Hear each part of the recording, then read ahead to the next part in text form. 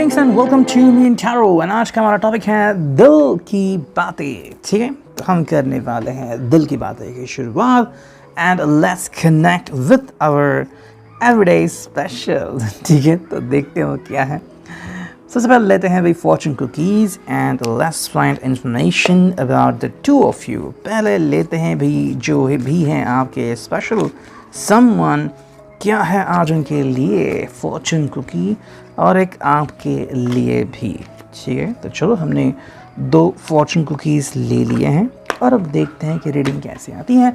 सबसे पहला जो कार्ड है यहाँ पे as you can see it's all about challenges. ठीक है, ये आ गया है चैलेंज के बारे में एंड ये बताता है कि भाई take time out from problems और कन्फ्लिक्ट्स और approach softly to avoid making matters worse. ठीक है, देखो आज जो इनके लिए कार्ड आ गया है वो है चैलेंजेस का कार्ड। मतलब भाई जो इनका जीवन को देखने का एक नज़रिया है या फिर डील करने का नज़रिया है ना।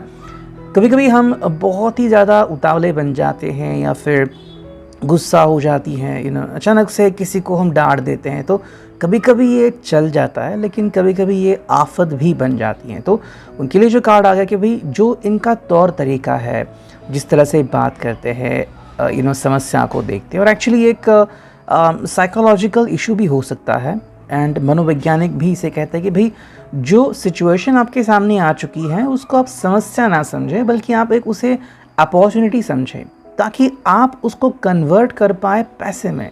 ठीक है, जैसे कि एक छोटा सा एग्जांपल है। 2 लोगों को कहा जाता है कि आपको एक जगह पे जाके जूते बेचने हैं। ठीक है, 2 लोग वहाँ पे जाते हैं बस देखने के लिए। वहाँ पे लोगों ने कभी भी आज तक जूते चप्पल नहीं पहने हैं, तो एक लड़का कहता है कि भाई नहीं, हम उसे बेच ही नहीं सकते क्योंकि उनको इस समय पता ही नहीं है, उसको डायरेक्टली फायर किया जाता है।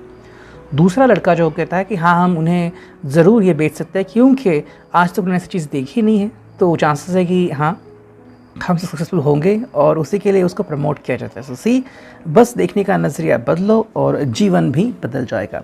सेकेंड जो कार्ड यहाँ पे आ गया है फॉर यू, ये है सरप्राइज।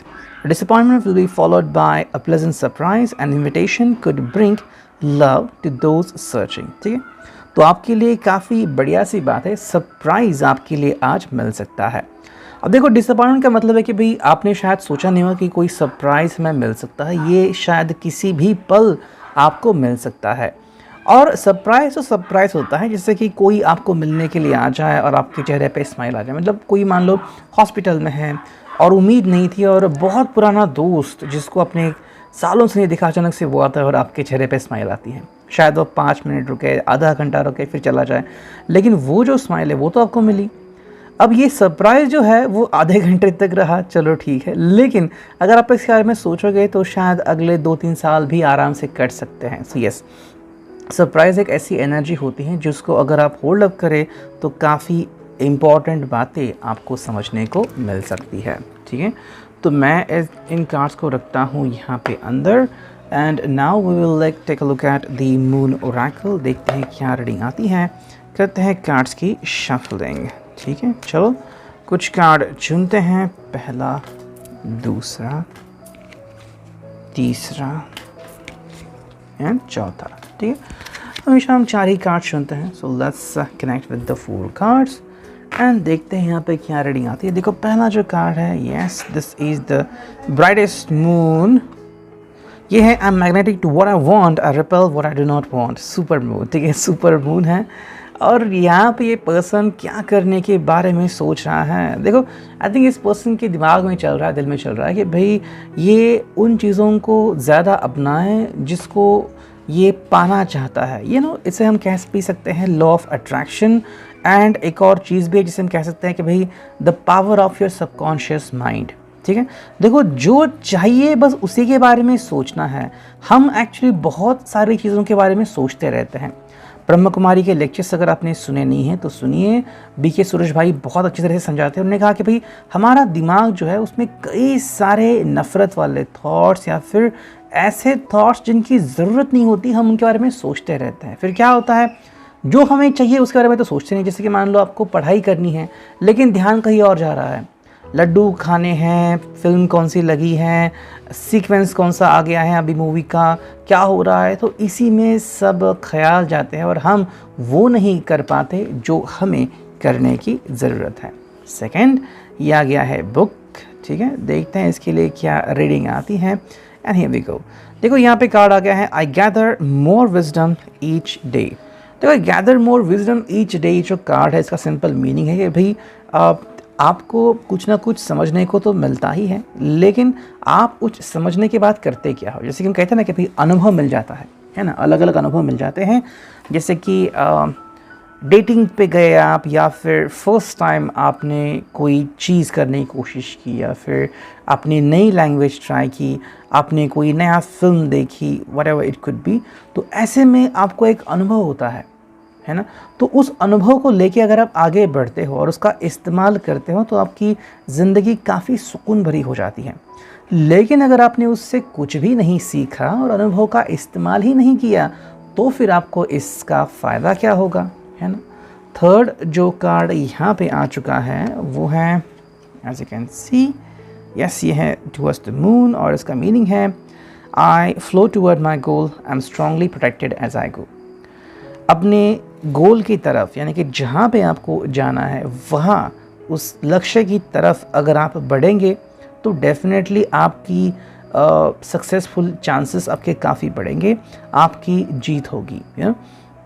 तो ये जो पर्सन है उनका I think point of view यही चल रहा है दिन भर में कि भाई मुझे मेरा लक्ष्य केंद्रित करना है। देखो संडे है एंड मंडे तो बस आने ही वाला है। काफ़ी सारे लोग जो हैं वो अपनी आने वाले हफ्तों की प्लानिंग एक दिन पहले से ही करते हैं। तो मे बी इस पर्सन के दिमाग में वही चल रहा है कि मुझे अपने ज़िंदगी में ऑफिशियली सब कुछ अच्छा करना है। May be the person could do that very easily.